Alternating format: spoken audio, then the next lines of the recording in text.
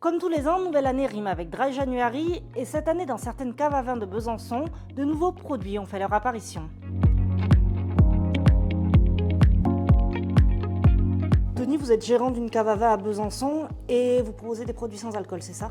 Oui, tout à fait. En janvier, beaucoup de gens qui ont fait les fêtes, notamment ces dernières semaines, voient ce mois-ci comme une période où de plus en plus il faut moins boire d'alcool ou plus du tout. En fait, on propose toute une sélection de produits de vin, soit désalcoolisés, soit ce qu'on appelle des boissons gastronomiques. On n'est pas sur des bases de raisin, mais sur une base de macération de plantes notamment. Est-ce que c'est un goût qui ressemble au vin qu'on peut connaître? Beaucoup plus qu'avant et plus également que les produits, que les boissons gastronomiques. Donc depuis quelques années, vous me disiez tout à l'heure, vous voyez un accroissement de la demande.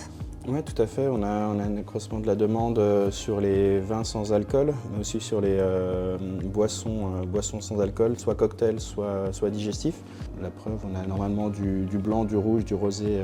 Pour l'instant, on est sold out jusqu'à demain sur ces boissons. Monsieur, vous avez décidé de prendre du vin sans alcool aujourd'hui, pourquoi?